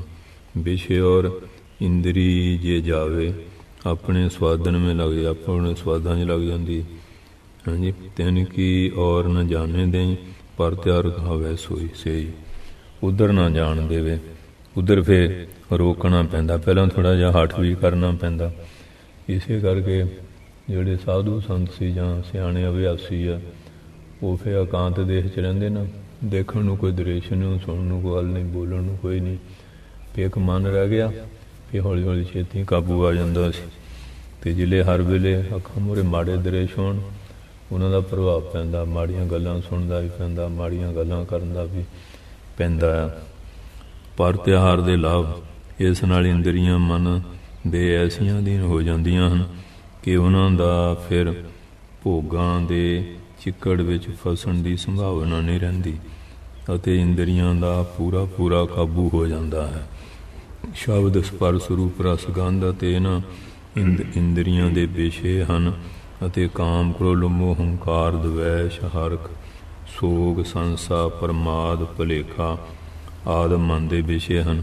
ਇਹਨਾਂ ਸਭ ਵਿਸ਼ਿਆਂ ਤੋਂ ਮਨ ਦਾ ਨਿਰੋਧ ਕਰਕੇ ਰੋਕ ਕੇ ਮਨ ਨੂੰ ਮਨ ਦੇ ਸਰੂਪ ਵਿੱਚ 10 ਮਿੰਟ ਤੱਕ ਜੋ ਸਥਿਰ ਕਰਨਾ ਹੈ, ਇਹ ਪਰਤਿਆਹਾਰ ਦੀ ਅਵਸਥਾ ਹੈ। ਸਹਿਜ ਯੋਗ ਦਾ ਦੱਸ ਰਿਹਾ। ਇਸ ਦੇ ਸਿੱਧ ਹੋ ਜਾਣ ਨਾਲ ਅਭਿਆਸੀ ਦਾ ਆਪਣੇ ਮਨ ਅਤੇ ਇੰਦਰੀਆਂ ਦੇ ਕਾਬੂ ਹੋ ਜਾਂਦਾ ਹੈ ਅਤੇ ਇਸ ਸਥਾਨ 'ਤੇ ਪਹੁੰਚਿਆ ਹੋਇਆ ਜੋਗੀ ਇਸ ਯੋਗ ਹੋ ਜਾਂਦਾ ਹੈ ਕਿ ਉਹ ਬ੍ਰਹਮ ਦਰਸ਼ਨ ਦੇ ਉੱਚੇ ਪਹਾੜ 'ਤੇ ਕਦਮ ਧਰਦਾ ਹੋਇਆ ਆਸਾਨੀ ਨਾਲ ਯਾਤਰਾ ਕਰ ਸਕਦਾ ਹੈ। ਯੋਗ ਦੇ 5 ਅੰਗ ਪੂਰੇ ਹੋ ਜਾਣ ਦੇ ਬਾਅਦ ਸਾਧਕ ਈਸ਼ਵਰ ਚਿੰਤਨ ਦਾ ਅਧਿਕਾਰੀ ਹੁੰਦਾ ਹੈ। ਹੁਣ ਆਹ ਗੱਲਾਂ ਆਉਣ ਤੋਂ ਫਿਰ ਉਹ ਈਸ਼ਵਰ ਦੇ ਚਿੰਤਨ ਦਾ ਅਧਿਕਾਰੀ ਹੁੰਦਾ ਹੈ। ਅਤੇ ਉਹ ਮੈਂ ਹੁਣ ਪੜ੍ਹਾਈ ਕੀਤੀ ਨਹੀਂ, ਪਹਿਲਾਂ PhD ਦੀ ਕਿਤਾਬ ਚੱਕੀ ਪੂਰੇ, ਅਤੇ ਕੀ ਲੱਜੂਗਾ ਉਹਦੇ 'ਚ। ਪਹਿਲਾਂ ਸਾਰਾ ਹਾਂਜੀ ਸਾਜੋ ਸਮਾਜ ਤਿਆਰ ਕਰਨਾ ਪੈਂਦਾ ਨਾ, ਸਮੱਗਰੀ, ਅਧਿਕਾਰੀ ਬਣਨਾ ਪੈਂਦਾ। ਜਿਨ੍ਹਾਂ 'ਚ ਅਧਿਕਾਰੀ ਨਹੀਂ ਬਣਦਾ, ਟੱਕਰਾਂ ਤੋਂ ਮਾਰੀ ਜਾਊਗਾ, ਸਫਲਤਾ ਨਹੀਂ ਮਿਲਦੀ। ਅਧਿਕਾਰੀ ਬਣਨ ਵਾਸਤੇ ਇਹ ਸਾਰੀਆਂ ਚੀਜ਼ਾਂ ਹੁਣ ਦੱਸੀਆਂ ਕਿ ਕਿਵੇਂ ਕਰਨਾ। ਹੁਣ ਇਹ ਚੀਜ਼ਾਂ ਜਿਹੜੀਆਂ ਨਾ ਤਾਂ ਹਾਂਜੀ ਦੱਸਣ ਵਾਲਿਆਂ ਕੋਲ ਹੈਗੀਆਂ ਅਤੇ ਨਾ ਸੁਣਨ ਵਾਲਿਆਂ ਨੇ ਕਿੱਥੋਂ ਲੈਣੀਆਂ। ਹਾਂਜੀ, ਉਹ ਸਟੇਜਾਂ 'ਤੇ ਇੱਕ ਦੂਜੇ ਦਾ ਭੰਡੀ ਪ੍ਰਚਾਰ ਰਹਿ ਗਿਆ। ਬਭੂਤੀ ਪਾਦ, ਇਸ ਪਦ ਵਿੱਚ ਸਿੱਧੀਆਂ ਦੇ ਪ੍ਰਕਾਰ ਦਾ ਵਰਣਨ ਹੈ। ਨੰਬਰ 6ਵਾਂ ਧਾਰਨਾ, ਕੌਨਸੈਂਟਰੇਸ਼ਨ। ਧਾਰਨਾ ਯੋਗ ਦਾ 6ਵਾਂ ਅੰਗ ਹੈ। ਧਾਰਨਾ ਦਾ ਅਰਥ ਹੈ ਮਨ ਨੂੰ ਇੱਕ ਬਿੰਦੂ, ਨੁਕਤਾ ਜਾਂ ਕੇਂਦਰ ਜਾਂ ਸਥਾਨ ਵਿਸ਼ੇਸ਼ 'ਤੇ ਰੋਕਣਾ, ਠਹਿਰਨਾ ਜਾਂ ਲਗਾਉਣਾ। ਇਸ ਸਥਾਨ ਵਿੱਚ ਮਨ ਨੂੰ ਇਸ਼ਟ, ਜਿਸ ਦਾ ਧਿਆਨ ਕੀਤਾ ਜਾਵੇ, ਵਿੱਚ ਲਗਾਉਣਾ ਧਾਰਨਾ ਹੈ। ਜਿਵੇਂ ਆਤਮਾ ਦਾ ਧਿਆਨ। ਇਸ ਲਈ ਸਰੀਰ ਦੇ ਬਾਹਰ ਜਾਂ ਸਰੀਰ ਦੇ ਅੰਦਰ ਕਿਸੇ ਵੀ ਇੱਕ ਦੇਸ਼ ਸਥਾਨ ਵਿੱਚ ਚਿੱਤ ਨੂੰ ਠਹਿਰਾਉਣਾ ਜਾਂ ਲਗਾਉਣਾ, ਸੰਲਗਨ ਕਰਨਾ ਹਾਂਜੀ ਧਾਰਨਾ ਕਹਾਉਂਦਾ ਹੈ। ਉਹਦੇ 'ਚ ਲਿਵਲੀਨ ਕਰਨਾ। ਨਾਭੀ, ਅਸੀਮ ਪ੍ਰਕਾਸ਼ ਜਿਹਦੀ ਹੱਦ ਨਹੀਂ। ਸਮੁੰਦਰ, ਚੰਦ, ਸੂਰਜ ਅਤੇ ਓਮ ਆਦਿ ਸਰੀਰ ਦੇ ਬਾਹਰ ਦੇ ਦੇਸ਼ ਹਨ। ਇਸ ਲਈ ਸਰੀਰ ਦੇ ਬਾਹਰ ਕਿਸੇ ਵਸਤੂ ਵਿੱਚ ਜਾਂ ਸਰੀਰ ਦੇ ਅੰਦਰ ਕਿਸੇ ਦੇਸ਼ ਵਿੱਚ ਜਾਂ ਕਿਸੇ ਸੂਖਮ ਵਿਚਾਰ, ਜਿਵੇਂ ਅਹੰ ਬ੍ਰਹਮਸਮੀ, ਵਿੱਚ ਮਨ ਨੂੰ ਲਗਾਉਣਾ ਕਿ ਮੇਰੀ ਆਤਮਾ ਹੀ ਬ੍ਰਹਮ ਹੈ ਅਤੇ ਸਥਿਰ ਕਰਨਾ ਧਾਰਨਾ ਕਹਾਉਂਦਾ ਹੈ। ਇੱਥੇ ਵਿਸ਼ਾ ਈਸ਼ਵਰ ਦਾ ਹੈ। ਇਸ ਲਈ ਧਾਰਨਾ, ਧਿਆਨ ਜਾਂ ਸਮਾਧੀ ਈਸ਼ਵਰ ਵਿੱਚ ਹੀ ਕਰਨੀ ਚਾਹੀਦੀ ਹੈ। ਮਹਾਰਿਸ਼ੀ ਪਤੰਜਲੀ, ਵਿਆਸ ਜੀ ਮਹਾਰਾਜ ਅਤੇ ਭਗਵਾਨ ਕ੍ਰਿਸ਼ਨ ਆਦਿ ਨੇ ਮੂਰਤੀ ਵਿੱਚ ਧਾਰਨਾ ਕਰਨ ਨੂੰ ਨਹੀਂ ਕਿਹਾ, ਸਗੋਂ ਸਰੀਰ ਦੇ ਕਿਸੇ ਅੰਦਰ ਦੇ ਦੇਸ਼ ਵਿੱਚ ਧਾਰਨਾ ਕਰਨ ਨੂੰ ਕਿਹਾ ਹੈ। ਇਸ ਨੂੰ ਆਂਤਰਿਕ ਤਰਾਟਕ ਕਹਿੰਦੇ ਹਨ। ਹਾਂਜੀ, ਅੰਦਰ ਦਾ ਤਰਾਟਕ। ਮੈਨੇ ਧਿਆਨ ਵਿੱਚ ਬਿਰਤੀ ਨੂੰ ਰੋਕਣਾ, ਉਹ ਤਰਾਟਕ ਕਿਰਿਆ ਆ। ਧਾਰਨਾ ਵਿੱਚ ਉਦੇਸ਼ ਕਦੇ ਕਦੇ ਦਿਖਾਈ ਦਿੰਦਾ ਹੈ, ਜਿਵੇਂ ਜੁਗਨੂ ਦੀ ਰੋਸ਼ਨੀ ਦਿਖਾਈ ਦਿੰਦੀ ਹੈ। ਜਿਹੜੇ ਟਣਾਣੇ ਜਿਹੇ ਹੁੰਦੇ ਆ, ਅੱਖਾਂ ਬੰਦ ਕਰਕੇ ਤ੍ਰਿਕਟੀ ਜਾਂ ਹਿਰਦੇ ਕਮਲ ਆਦਿ ਵਿੱਚ ਬਿਰਤੀ ਨੂੰ ਸਥਿਰ ਕਰਨਾ ਔਰ ਅੰਦਰੂਨੀ ਤਰਾਟਕ ਹੈ। ਓਮ ਦਾ ਚਿੱਤਰ, ਚੰਦਰਮਾ, ਸਮੁੰਦਰ, ਆਕਾਸ਼, ਸੂਰਜ, ਤਾਰਾ ਆਦਿ ਦੂਰ ਬਾਹਰ ਦੇ ਉਦੇਸ਼ ਨਾਲ ਦ੍ਰਿਸ਼ਮਾਨ ਵਸਤੂ ਤੇ ਨਜ਼ਰ ਨੂੰ ਟਿਕਾਉਣਾ ਬ੍ਰਹਮ ਤਰਾਟਕ ਹੈ। ਸੂਰਜ ਤੇ ਤਰਾਟਕ ਨਾ ਕਰੇ, ਇਸ ਨਾਲ ਅੱਖਾਂ ਕਮਜ਼ੋਰ ਹੋ ਜਾਂਦੀਆਂ ਹਨ। ਅੰਦਰੂਨੀ ਤਰਾਟਕ ਚੰਗਾ ਹੈ। ਕਈ ਸੂਰਜ ਦਾ ਕਰਦੇ ਨਾ, ਉਹ ਫਿਰ ਉਹਦੀ ਗਰਮੈਸ਼ ਦਾ ਅੱਖਾਂ 'ਤੇ ਪ੍ਰਭਾਵ ਹੋ ਕੇ ਅਤੇ ਅੱਖਾਂ ਦੀ ਜੋਤ ਜਾ ਸਕਦੀ ਹੈ। ਹਾਂਜੀ, ਮਨ ਸੁਭਾਅ ਤੋਂ ਹੀ ਬੜਾ ਚੰਚਲ ਹੈ ਅਤੇ ਯੋਗ ਸਾਧਨ ਇਸ ਲਈ ਕੀਤੇ ਜਾਂਦੇ ਹਨ ਕਿ ਮਨ ਸਾਡੀ ਇੱਛਾ ਦੇ ਅਨੁਸਾਰ ਚੱਲੇ ਅਤੇ ਉਹ ਆਪਣੀ ਇੱਛਾ ਕਰਨ ਨਾਲ ਰੁਕ ਜਾਵੇ। ਜੇਕਰ ਮਨ ਨੂੰ ਕਿਸੇ ਇੱਕ ਸਥਾਨ 'ਤੇ ਲਗਾ ਕੇ ਬੰਨ੍ਹ ਦਿੱਤਾ ਜਾਵੇ ਤਾਂ ਉਸਦੀ ਸ਼ਕਤੀ ਬਹੁਤ ਵੱਧ ਜਾਂਦੀ ਹੈ ਅਤੇ ਜੇ ਭੈ ਮਨ ਦੇ ਬੇਕਾਬੂ ਹੋਣ ਨਾਲ ਹੋ ਸਕਦਾ ਹੈ, ਉਹ ਵੀ ਦੂਰ ਹੋ ਜਾਂਦਾ ਹੈ। ਧਾਰਨਾ ਅਤੇ ਧਿਆਨ ਦੇ ਦੁਆਰਾ ਮਨ ਦੀ ਸ਼ਕਤੀ ਨੂੰ ਵਧਾਉਣ ਦਾ ਯਤਨ ਕਰਨਾ ਰਾਜ ਯੋਗ ਹੈ। ਸਹਿਜ ਯੋਗ ਕਹਿ ਦਿਓ, ਗਿਆਨ ਯੋਗ ਕਹਿ ਦਿਓ, ਇੱਕੋ ਹੀ ਗੱਲ ਹੈ। ਇਸ ਲਈ ਮਹਾਂਰਿਸ਼ੀ ਪਤੰਜਲੀ ਕਹਿੰਦੇ ਹਨ ਕਿ ਸਰੀਰ ਦੇ ਕਿਸੇ ਵੀ ਇੱਕ ਅੰਦਰੂਨੀ ਦੇਸ਼ ਵਿੱਚ ਮਨ ਨੂੰ ਖਿਆਲੀ ਤੌਰ 'ਤੇ ਬੰਨ੍ਹ ਦੇਣਾ ਚਾਹੀਦਾ ਹੈ। ਹਾਂਜੀ, ਜਿਵੇਂ ਬਾਣੀ 'ਚ ਵੀ ਹੈ, ਹਿਰਦੇ ਦੇ ਧਿਆਨ ਦੀ ਗੱਲ ਵੀ ਕਈ ਜਗ੍ਹਾ ਹੁੰਦੀ ਹੈ। ਭਾਵ ਸਰੀਰ ਦੇ ਅੰਦਰ ਦੇ ਦੇਸ਼ਾਂ ਵਿੱਚੋਂ ਕਿਸੇ ਵੀ ਇੱਕ ਦੇਸ਼ ਸਥਾਨ ਵਿੱਚ ਖਿਆਲ ਦੀ ਸ਼ਕਤੀ ਨੂੰ ਲਗਾ ਦੇਣਾ ਚਾਹੀਦਾ ਹੈ। ਸਰੀਰ ਦੇ ਨਾਭੀ ਚੱਕਰ ਆ, ਹਿਰਦਾ ਆ, ਅਤੇ ਕੰਠ ਹੈਗਾ, ਤ੍ਰਿਕਟੀ। ਤ੍ਰਿਕਟੀ 'ਚ ਧਿਆਨ ਕਰਨਾ, ਜਿਨ੍ਹਾਂ ਦਾ ਜੁੱਸਾ ਗਰਮੀ ਖੋਰਾ ਆ, ਉਹਨਾਂ ਨੂੰ ਫਿਰ ਥੋੜ੍ਹਾ ਗਰਮੈਸ਼ ਵੱਧ ਜਾਂਦੀ ਹੈ ਅਤੇ ਇਸ ਕਰਕੇ ਫਿਰ ਨਾਭੀ ਦਾ ਜਾਂ ਹਿਰਦੇ ਦਾ ਜਿਹੜਾ ਉਹ ਠੀਕ ਹੈਗਾ। ਅਤੇ ਜਾਂ ਫਿਰ ਸ਼ਬਦ ਵਿੱਚ ਇਹ ਧਿਆਨ ਲਾਵੇ। ਇੱਕ ਦੇ ਸਥਾਨ ਵਿੱਚ ਖਿਆਲ ਦੀ ਸ਼ਕਤੀ ਨੂੰ ਲਗਾ ਦੇਣਾ ਚਾਹੀਦਾ ਹੈ। ਉਹ ਮਤਲਬ ਇਹ ਮਨ ਨੂੰ ਰੋਕਣ ਵਾਸਤੇ ਹੀ ਸਾਧਨ ਹੈ ਅਤੇ ਇਹ ਮਹਿਸੂਸ ਕਰਨਾ ਚਾਹੀਦਾ ਹੈ ਕਿ ਫਲਾਣਾ ਸਥਾਨ 'ਤੇ ਮੇਰਾ ਮਨ ਲੱਗਾ ਹੋਇਆ ਹੈ। ਅੱਖਾਂ ਬੰਦ ਕਰਕੇ ਮਨ ਹੀ ਮਨ ਵਿੱਚ ਆਪ ਕਿਸੇ ਵੀ ਇੱਕ ਸਥਾਨ 'ਤੇ ਖਿਆਲੀ ਤੌਰ 'ਤੇ ਦੇਖ ਸਕਦੇ ਹਨ। ਇਹ ਖਿਆਲੀ ਟਿਕਟਕੀ ਲਗਾਉਣਾ ਜਾਂ ਮਨ ਨੂੰ ਇੱਕ ਸਥਾਨ ਵਿੱਚ ਬੰਦ ਕਰ ਦੇਣਾ ਹੀ ਧਾਰਨਾ ਹੈ। ਇਸ ਲਈ ਇਸ ਤਰ੍ਹਾਂ ਕਿਸੇ ਇੱਕ ਧੇਅ ਪਦਾਰਥ ਵਿੱਚ ਚਿੱਤ ਨੂੰ ਲਗਾਉਣਾ ਧਾਰਨਾ ਹੈ। ਹੁਣ ਪਹਿਲੇ ਤਾਂ ਇਹ ਗੁਰੂ ਮਹਾਰਾਜ ਦੇ ਚਿੱਤਰ ਵਿੱਚ ਵੀ ਕਈ ਲਾਉਂਦੇ ਆ, ਕਈ ਮੂਹਰੇ ਇੱਕ ਓਂਕਾਰ ਲਿਖ ਕੇ ਰੱਖ ਲਿਆ, ਇਉਂ ਬਣਾ ਲੈਂਦੇ ਆ ਵੀ ਮਨ ਨੂੰ ਰੋਕਣ ਲਈ ਇੱਕ ਨਿਸ਼ਾਨਾ ਬਣਾਉਣਾ। ਸਾਡਾ ਮਨ ਸਾਰੇ ਸਰੀਰ ਵਿੱਚ ਫੈਲਿਆ ਹੋਇਆ ਹੈ। ਇਸ ਦਾ ਸੰਬੰਧ ਸਭ ਇੰਦਰੀਆਂ ਵਿੱਚ ਹੈ। ਜਿਵੇਂ ਅੱਖਾਂ ਨਾਲ ਮਿਲ ਕੇ ਇਹ ਦੇਖਦਾ ਹੈ ਅਤੇ ਕੰਨਾਂ ਨਾਲ ਮਿਲ ਕੇ ਇਹ ਸੁਣਦਾ ਹੈ ਜਾਂ ਸਪਰਸ਼ ਆਦਿ ਕਰਦਾ ਹੈ। ਇਹ ਫੈਲੇ ਹੋਏ ਮਨ ਨੂੰ ਸਭ ਪਾਸਿਆਂ ਤੋਂ ਹਟਾ ਕੇ ਇੱਕ ਸਥਾਨ ਵਿੱਚ ਰੋਕ ਦੇਣ ਦਾ ਨਾਮ ਧਾਰਨਾ ਹੈ। ਭਾਵ ਇਸ ਫੈਲੇ ਹੋਏ ਮਨ ਨੂੰ ਇੱਕ ਕੇਂਦਰ 'ਤੇ ਲੈ ਆਉਣਾ ਹੀ ਯੋਗ ਹੈ। ਜਿਵੇਂ ਹੁਣ ਫੌਜ ਵਾਲੇ ਆ ਨਾ, ਨਿਸ਼ਾਨਾ ਸਿੱਖਣ ਲਈ ਗੋਲੀ ਜਿਹੜੀ ਹੁੰਦੀ ਹੈ ਨਾ, ਇੱਕ ਜਗ੍ਹਾ ਨਿਸ਼ਾਨੇ ਲਾਉਂਦੇ ਆ, ਫਿਰ ਹੌਲੀ ਹੌਲੀ ਉਹਨਾਂ ਦਾ ਅਭਿਆਸ ਪੱਕਾ ਹੋ ਜਾਂਦਾ। ਇਸੇ ਤਰ੍ਹਾਂ ਇੱਧਰ ਧਿਆਨ ਨੂੰ ਪਰਪੱਕ ਕਰਨ ਲਈ ਕੋਈ ਨਾ ਕੋਈ ਟਾਰਗੇਟ ਉਹ ਬਣਾ ਲੈਂਦੇ ਆ, ਨਿਸ਼ਾਨਾ। ਜਿਵੇਂ ਸਿਨੇਮਾ ਹਾਲ ਵਿੱਚ, ਹਾਂਜੀ, ਅਤੇ ਅੱਗੇ ਹੁਣ ਦੱਸਦੇ ਆ। ਭਾਵ ਇਸ ਫੈਲੇ ਹੋਏ ਮਨ ਨੂੰ ਇੱਕ ਕੇਂਦਰ 'ਤੇ ਲੈ ਆਉਣਾ ਹੀ ਯੋਗ ਹੈ। ਬੁਰੇ ਕੰਮਾਂ ਵਿੱਚ ਤਾਂ ਮਨ ਜਲਦੀ ਹੀ ਲੱਗ ਜਾਂਦਾ ਹੈ। ਜਿਵੇਂ ਸਿਨੇਮਾ ਹਾਲ ਵਿੱਚ ਤਾਂ ਮਨ ਦੀ ਦੌੜ ਧੁੱਪ ਬਿਲਕੁਲ ਖਤਮ ਹੋ ਜਾਂਦੀ ਹੈ। ਉੱਥੇ ਦੌੜ ਧੁੱਪ ਖਤਮ ਹੋ ਜਾਂਦੀ ਨੇ, ਉੱਥੇ ਫਿਰ ਉੱਧਰ ਹੀ ਦੇਖੀ ਜਾਂਦਾ। ਇੱਥੋਂ ਤੱਕ ਜੇਕਰ ਘਰ ਵਿੱਚ ਕੋਈ ਬਿਮਾਰ ਇਸਤਰੀ ਜਾਂ ਬੱਚਾ ਵੀ ਛੱਡ ਆਏ ਹੋਵੇ ਤਾਂ ਮਨ ਉਸ ਨੂੰ ਵੀ ਭੁੱਲ ਜਾਂਦਾ। ਉਸ ਸਿਨੇਮੇ 'ਚ ਲੱਗਾ ਆ, ਭਾਵੇਂ ਘਰ ਬਿਮਾਰ ਹੀ ਪਿਆ, ਅਗਲਾ ਪਾਣੀ ਮੰਗਦਾ ਹੋਵੇ ਗੋਲੀ, ਫਿਰ ਉੱਥੇ ਚੱਲ ਜਾਂਦਾ। ਬੁਰੇ ਪਾਸੇ ਛੇਤੀ ਤੁਰਦਾ ਨਾ। ਇਸ ਤਰ੍ਹਾਂ ਤਾਸ਼ ਖੇਡਦੇ ਜਾਂ ਗੱਪਾਂ ਆਦਿ ਮਾਰਦੇ ਸਮੇਂ ਤਾਂ ਮਨ ਜਲਦੀ ਹੀ ਇਕੱਠਾ ਹੋ ਜਾਂਦਾ ਹੈ ਅਤੇ ਸਰੀਰ ਨੂੰ ਸਭ ਸੁੱਧ ਬੁੱਧ ਭੁੱਲ ਜਾਂਦੀ ਹੈ। ਇਸ ਨਾਲ ਸਪਸ਼ਟ ਹੈ ਕਿ ਮਨ ਇਕਾਗਰ ਤਾਂ ਹੋ ਜਾਂਦਾ ਹੈ, ਪਰ ਉਲਟੇ ਕੰਮਾਂ ਵਿੱਚ। ਪਰ ਮਨ ਨੂੰ ਉਲਟੇ ਕੰਮਾਂ ਵਿੱਚ ਇਕਾਗਰ ਨਾ ਕਰੋ, ਸਗੋਂ ਇਸ ਨੂੰ ਉਲਟੇ ਕੰਮਾਂ 'ਚ ਲੱਗੂਗਾ ਤੇ ਫਿਰ ਉਹਦਾ ਫਲ ਵੀ ਤਾਂ ਉਲਟਾ ਹੀ ਹੋਣਾ, ਸਿੱਧਾ ਥੋੜ੍ਹੀ ਹੋਣਾ। ਹਾਂਜੀ, ਭਗਵਾਨ ਦੇ ਭਜਨ ਵਿੱਚ ਇਕਾਗਰ ਕਰੋ ਜਾਂ ਲਗਾਓ, ਫਿਰ ਤਾਂ ਥੋੜ੍ਹੀ ਦੇਰ ਦੇ ਅਭਿਆਸ ਦੇ ਬਾਅਦ ਇਹ ਜਿਹੜਾ ਹੈ ਹਾਲ ਹੋਵੇਗਾ ਕਿ ਹਾਂਜੀ ਜਦੋਂ ਬਿਠਾ ਲਓ ਨਾ ਫਿਰ ਔਖਾ ਬੜਾ ਹੁੰਦਾ। ਜੀ ਚਾਹਤਾ ਹੈ ਬੈਠੇ ਰਹੇ ਹਾਂਜੀ ਤਸੱਬਰ ਜਾਨਾ ਪ੍ਰੀਤਮ ਕਾ ਧਿਆਨ ਕੀਏ ਹੋਏ, ਫਿਰ ਤਾਂ ਇਹ ਹੁੰਦਾ ਵੀ ਉਹਦਾ ਧਿਆਨ ਕਰਦੇ ਬੈਠੇ ਰਹੀਏ।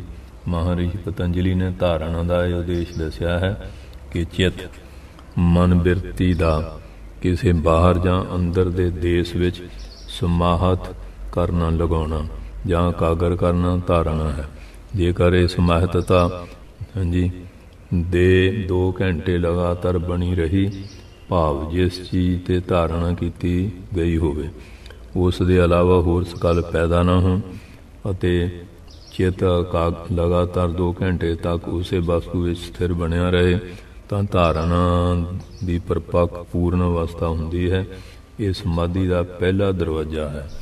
ਹੁਣ ਜੋਗੀ ਸਾਹਿਬ ਸੀ ਜਦੋਂ ਕਰਾਉਂਦੇ ਸੀ ਨਾ ਤੇ ਕਿੰਨਾ ਕਿੰਨਾ ਬਾਲ ਛੱਡਦੇ ਸੀ, ਤੇ ਫਿਰ ਜੇ ਮਾੜਾ ਜਿਹਾ ਢਿੱਲਿਆ ਹੋਇਆ ਤੇ ਲੱਕ ਦੇ ਵਿੱਚ ਹੱਡੀ ਮਾਰਨੀ ਉਹ ਨਹੀਂ ਆ ਗਏ ਭਜਨ ਨੂੰ। ਜੋਗੀ ਜਿਹੜੇ ਉਹ ਧਿਆਨ ਸਾਧਨਾ ਕਰਾਉਂਦੇ ਸੀ ਨਾ ਤੇ ਕੈਂਪ ਲਾਉਂਦੇ ਸੀ, ਤੇ ਫਿਰ ਉਹ ਜਿਹੜੇ ਪ੍ਰੇਮੀ ਜਾਂਦੇ ਰਹੇ ਆ ਉਹਨਾਂ ਨੇ ਜਿਹੜੇ ਬਚਨ ਵਿਲਾਸ ਹੁੰਦੇ ਆ ਕਈ ਵਾਰੀ ਕੀਤੇ, ਉਹ ਵੀ ਦੱਸਦੇ ਹੁੰਦੇ ਸੀ ਜੋਗੀ ਸਾਹਿਬ ਇਉਂ ਕਰਦੇ ਹੁੰਦੇ ਸੀ। ਤੇ ਲੱਖਾਂ ਹੀ ਗੋਰੇ ਦੇਖ ਲਓ ਸਿੱਖ ਬਣਾਤੇ ਉਹਨਾਂ ਨੇ, ਕਿੰਨੇ ਨਿਤਨੇਮੀ ਪ੍ਰੇਮੀ ਬਣਾਤੇ। ਆਪਾਂ ਰਹਿਤ ਮਰਜਾਦ ਨੇ ਪਰਪੱਕ ਨਹੀਂ ਜਿੰਨੇ ਉਹ ਹੈਗੇ ਆ। ਇੱਕ ਜ਼ਰੂਰੀ ਗੱਲ, ਇਸ ਗੱਲ ਦਾ ਧਿਆਨ ਰੱਖੋ ਕਿ ਜੇਕਰ ਕਿਸੇ ਅੰਦਰ ਦੇ ਦੇਸ਼ ਵਿੱਚ ਹਾਂਜੀ ਧਾਰਨਾ ਕਰਨ ਨਾਲ ਹਾਂਜੀ ਸਿਰ ਦਰਦ ਜਾਂ ਕੋਈ ਹੋਰ ਤਕਲੀਫ ਮਹਿਸੂਸ ਹੋਵੇ ਤਾਂ ਇਸ ਦੇਸ਼ ਨੂੰ ਬਦਲ ਕੇ ਕਿਸੇ ਹੋਰ ਦੇਸ਼ ਵਿੱਚ ਧਾਰਨਾ ਕਰੇ।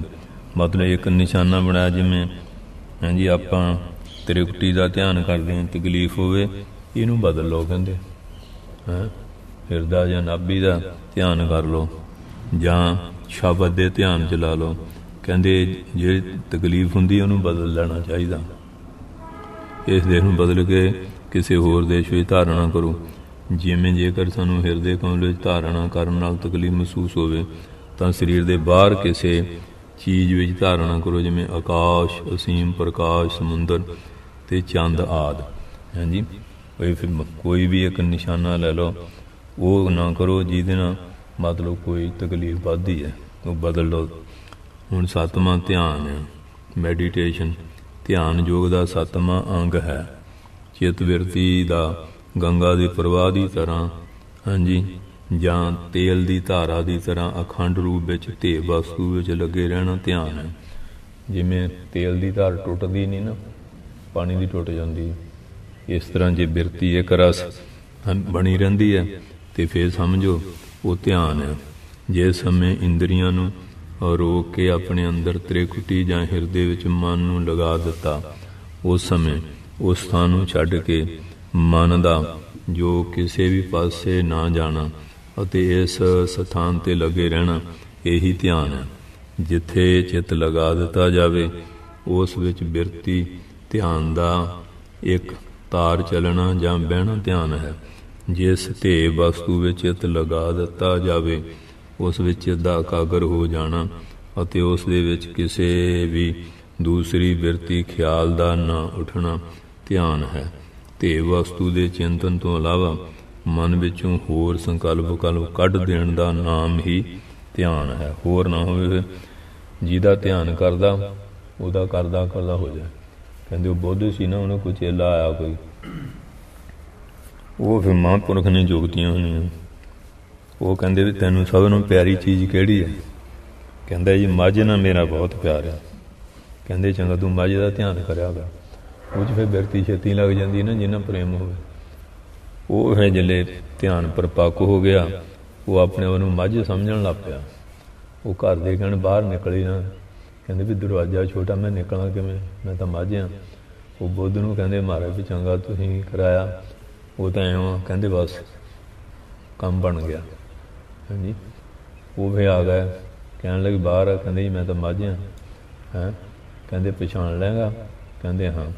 ਉਹਨੇ ਸ਼ੀਸ਼ਾ ਕੀਤਾ ਚਿਹਰੇ ਮੂਹਰੇ, ਕਹਿੰਦੇ ਦੇਖ ਤਾਂ ਤੇਰੀ ਸ਼ਕਲ ਮੱਝ ਵਰਗੀ ਆ, ਕਿਹਦੇ ਵਰਗੀ ਆ ਕੇ ਬੰਦੇ ਵਰਗੀ। ਫਿਰ ਉਹਨੇ ਬਾਹਰ ਕੱਢਿਆ, ਉਹ ਮਨ ਟਿਕਾਉਣ ਲਈ ਕੀਤਾ, ਕਹਿੰਦੇ ਹੁਣ ਅੱਗੇ ਵੱਧ। ਉਹਦਾ ਦ੍ਰਿਸ਼ਟਾਂਤ ਦਾ ਮਤਲਬ ਹੈ ਜਿੱਲੇ ਧਿਆਨ ਕਰਦਾ ਕਰਦਾ ਇਕਾਗਰ ਹੋ ਜਾਏ ਅਤੇ ਫਿਰ ਉਹ ਗਾਂਹ ਵੱਧਦਾ। ਹਾਂਜੀ, ਇਸ ਤਰ੍ਹਾਂ ਫਿਰ ਕਈ ਆਪਣੇ ਗੁਰੂ ਇਸ਼ਟ ਦਾ ਧਿਆਨ ਕਰ ਲੈਂਦੇ, ਕਈ ਸ਼ਬਦ ਦਾ। ਸਾਰਿਆਂ ਨੂੰ ਵਧੀਆ ਹੈ ਤਾਂ ਥੋੜ੍ਹਾ ਔਖਾ, ਪਰ ਵਧੀਆ ਇਹ ਹੀ ਹੈ ਸ਼ਬਦ ਵਾਲਾ।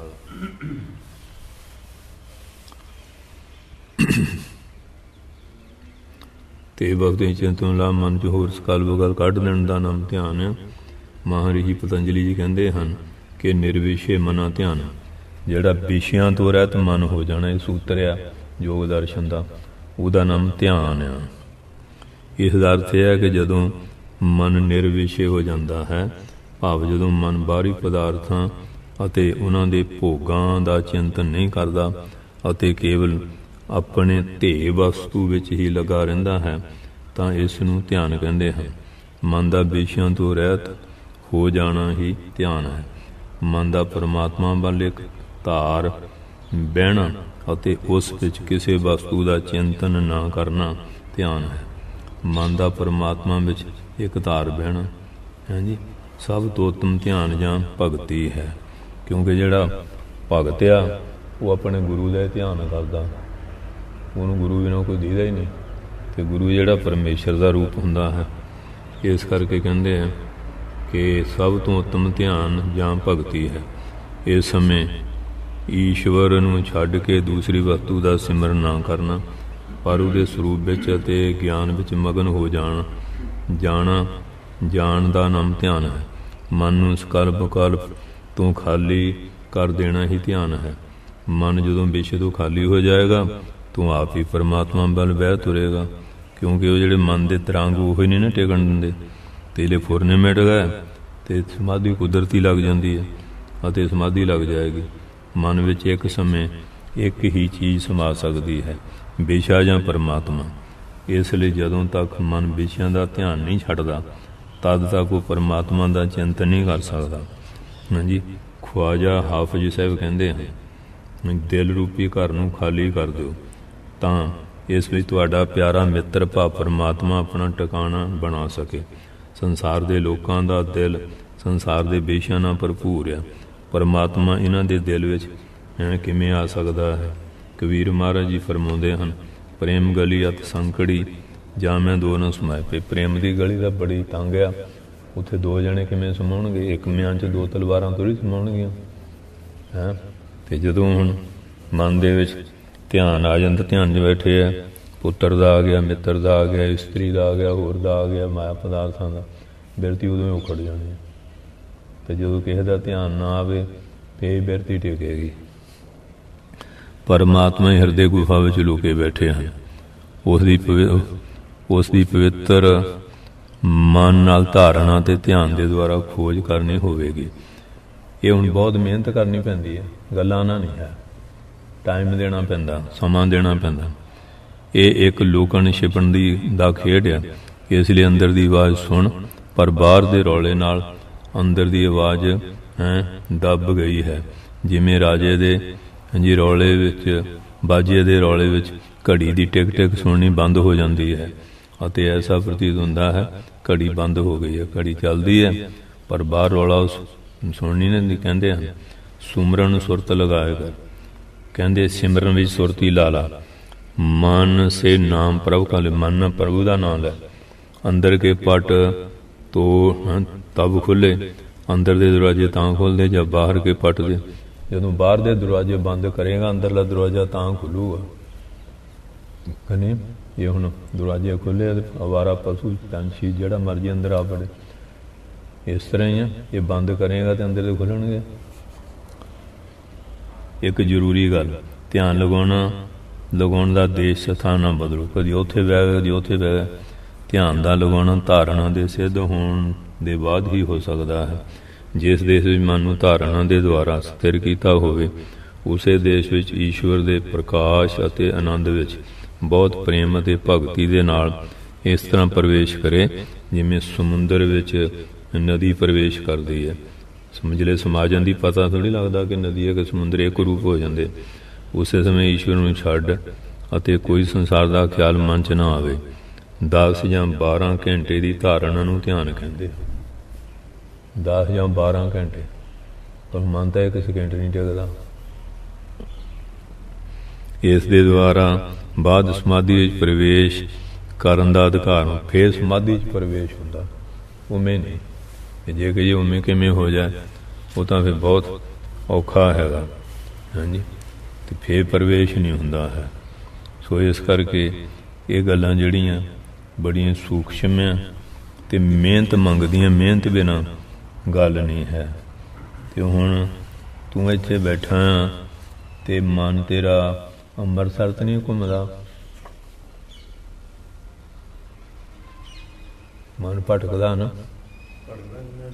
ਅਤੇ ਫਿਰ ਇਹ ਫਿਰ ਹੁਣ ਇੱਕ ਪਾਸੇ ਤਾਂ ਚਾਹੁੰਦੇ ਹਾਂ ਵੀ ਸਾਡੀ ਤਰੱਕੀ ਹੋ ਜਾਏ, ਅਤੇ ਭਟਕਣਾ ਅਤੇ ਕਾਬੂ ਪਾਉਣਾ ਪੈਣਾ ਹੈ। ਅਤੇ ਉਹ ਜਿਹੜੇ ਖਿਆਲ ਹੈ ਜਿੰਨਾ ਚਿਰ ਉਹਨਾਂ ਨੂੰ ਨਹੀਂ ਰੋਕਦੇ ਉਨਾ ਚਿਰ ਗੱਲ ਬਣਨੀ ਨਹੀਂ।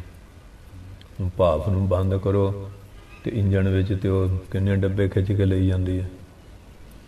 ਜੇ ਭਾਫ ਨਿਕਲ ਜਾਏ ਹੈਂ, ਉਹ ਇੰਜਣ ਉੱਥੇ ਘੱਟ ਜਾਂਦਾ। ਜੇ ਮਨ ਦੀਆਂ ਸਾਰੇ ਫੁਰਨੇ ਰੋਕਾਂਗੇ ਫਿਰ ਉਹ ਅਧਿਆਤਮਿਕ ਸ਼ਕਤੀ ਪੈਦਾ ਹੁੰਦੀ ਹੈ। ਨਿਧਿਆਸਣ, ਗਹਿਰੇ ਅਤੇ ਲਗਾਤਾਰ ਧਿਆਨ ਨੂੰ ਨਿਧਿਆਸਣ ਕਹਿੰਦੇ ਹਨ। ਜੇਕਰ ਲੋਹੇ ਨੂੰ ਲਾਲ ਰੱਖਣਾ ਚਾਹੁੰਦੇ ਹੋ ਤਾਂ ਉਸ ਨੂੰ ਅੱਗ ਵਿੱਚ ਹੀ ਰੱਖੋ, ਨਹੀਂ ਤਾਂ ਉਸਦਾ ਲਾਲ ਰੰਗ ਜਾਂਦਾ ਰਹੇਗਾ। ਇਸ ਤਰ੍ਹਾਂ ਗਹਿਰੇ ਅਤੇ ਲਗਾਤਾਰ ਧਿਆਨ ਦੇ ਦੁਆਰਾ ਮਨ ਨੂੰ ਬ੍ਰਹਮ ਗਿਆਨ ਦੀ ਅੱਗ ਦੇ ਵਿੱਚ ਰੱਖੋ। ਜੇਕਰ ਇਸ ਤਰ੍ਹਾਂ ਹਰ ਸਮੇਂ ਈਸ਼ਵਰ ਚਿੰਤਨ ਕਰਦੇ ਰਹੋਗੇ ਤਾਂ ਸਹਿਜ ਅਵਸਥਾ, ਨੈਚੁਰਲ ਹਾਂਜੀ ਸਟੇਟ ਪ੍ਰਾਪਤ ਹੋ ਜਾਏਗੀ। ਜੇਕਰ ਆਪ ਆਤਮਾ ਦੇ ਦਰਸ਼ਨ ਕਰਨਾ ਚਾਹੁੰਦੇ ਹੋ ਤਾਂ ਆਪ ਨੂੰ ਪੂਰਾ 100% ਮਨ ਹੀ ਪਰਮਾਤਮਾ ਨੂੰ ਦੇਣਾ ਹੋਵੇਗਾ। ਜੇਕਰ ਆਪ ਦੇ ਮਨ ਦੀ ਇੱਕ ਕਿਰਨ ਮੈਨੇ ਬਿਰਤੀ ਵੀ ਬਾਹਰ ਗਈ ਤਾਂ ਆਪ ਆਤਮਾ ਦੇ ਦਰਸ਼ਨ ਤੋਂ ਖਾਲੀ ਹੀ ਰਹਿ ਜਾਓਗੇ। ਇਹ ਨਿਧਿਆਸਨ ਆਤਮ ਸਾਖਤਕਾਰ ਦੀ ਹਾਂਜੀ ਸੀਮਾਂਤ ਸਰਾਧ ਹੈ, ਭਾਵ ਗਿਆਨ ਯੋਗ ਦੇ ਪਹਿਲਾਂ ਦੀ ਅਵਸਥਾ ਹੈ। ਇਸ ਦੇ ਨਾਲ ਆਤਮ ਗਿਆਨ ਪ੍ਰਾਪਤ ਹੁੰਦਾ ਹੈ। ਇਹ ਰਾਜ ਯੋਗ ਹੈ ਜੋ ਸਭ ਤੋਂ ਉੱਤਮ ਹੈ। ਪਰ ਪ੍ਰਾਣਾਂ ਦੇ 10ਵੇਂ ਦੁਆਰ ਲੈ ਜਾਣਾ ਹਾਂਜੀ ਹਠ ਯੋਗ ਹੈ। ਪ੍ਰਾਣਾਂ ਨੂੰ 10ਵੇਂ ਦੁਆਰ ਲੈ ਜਾ ਕੇ ਬਿਰਤੀ ਦਾ ਨਿਰੋਧ ਕਰਨ ਤੋਂ ਕੋਈ ਖਾਸ ਲਾਭ ਨਹੀਂ ਹੁੰਦਾ, ਕਿਉਂਕਿ ਪ੍ਰਾਣਾਂ ਦੇ ਉਤਰਨ 'ਤੇ ਮਨ ਉਸੇ ਤਰ੍ਹਾਂ ਉਤਰ ਜਾਵੇਗਾ।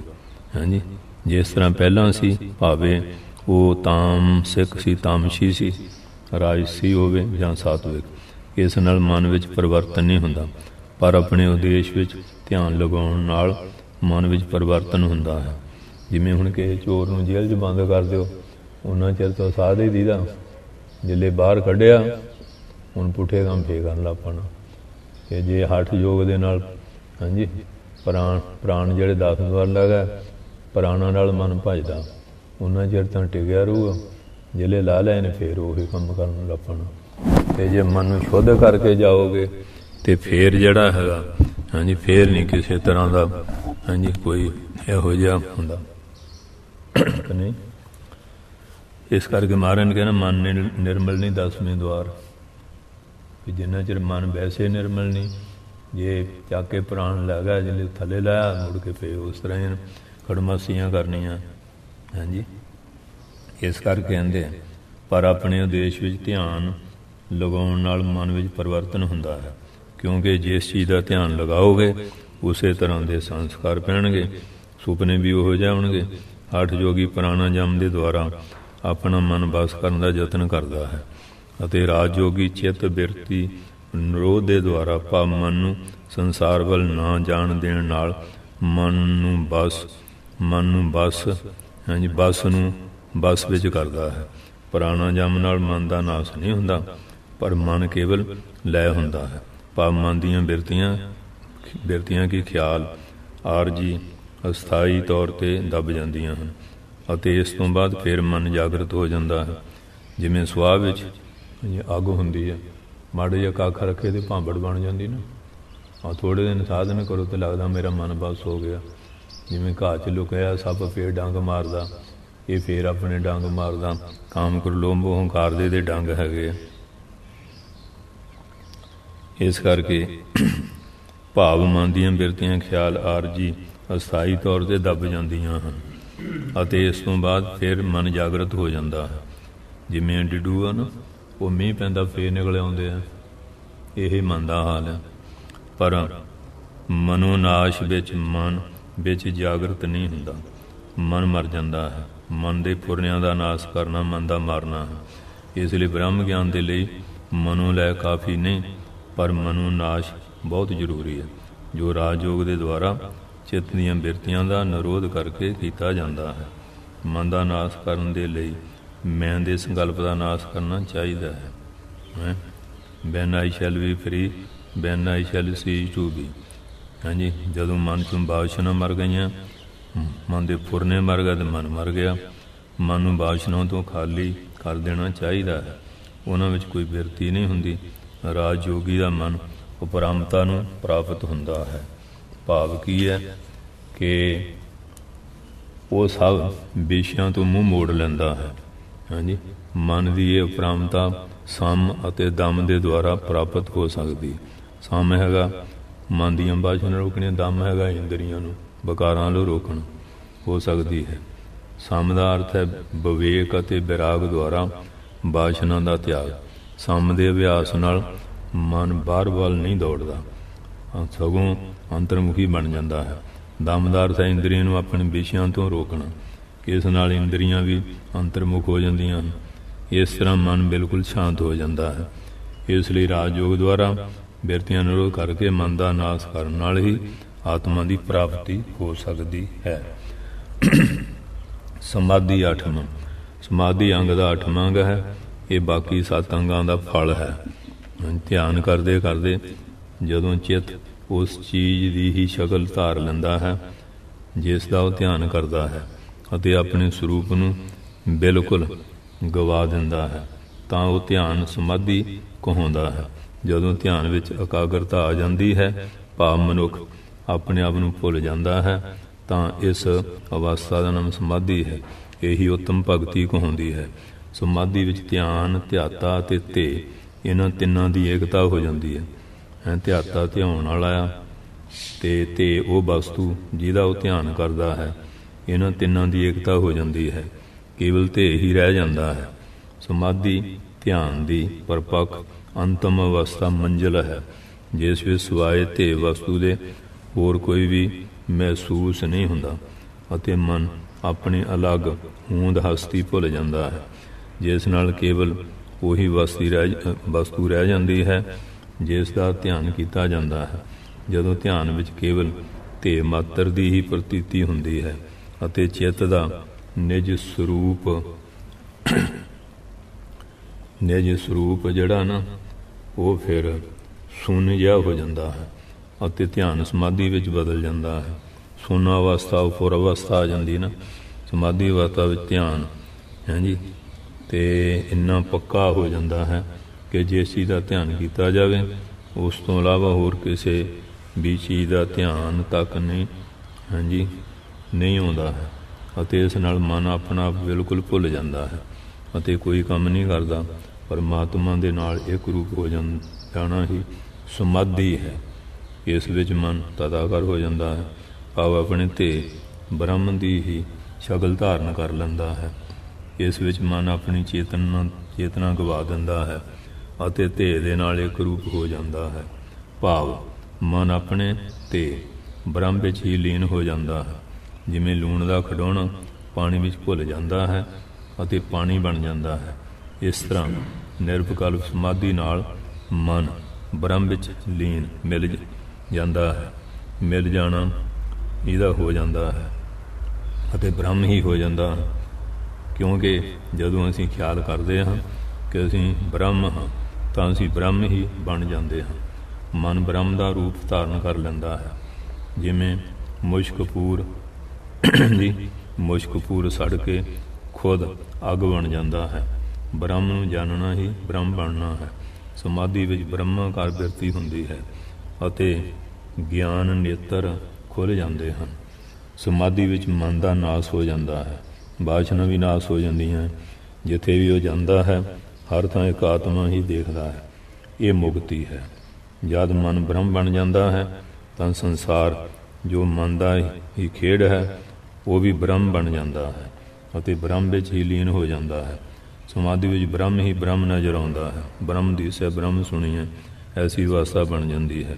ਇਸ ਲਈ ਜਦ ਧਿਆਨ ਕਰਦੇ ਕਰਦੇ ਜੋਗੀ ਦਾ ਚਿੱਤ ਧੇਕਾਰ ਨੂੰ ਪ੍ਰਾਪਤ ਹੋ ਜਾਂਦਾ ਹੈ ਅਤੇ ਖੁਦ ਹੀ ਧੇ ਵਿੱਚ ਤਨ ਮੈਂ ਉਹਦਾ ਰੂਪ ਉਹਦੇ ਵਰਗਾ ਬਣ ਜਾਂਦਾ ਹੈ ਅਤੇ ਧੇ ਤੋਂ ਇਲਾਵਾ ਆਪਣੇ ਆਪ ਦਾ ਗਿਆਨ ਵੀ ਨਹੀਂ ਰਹਿੰਦਾ।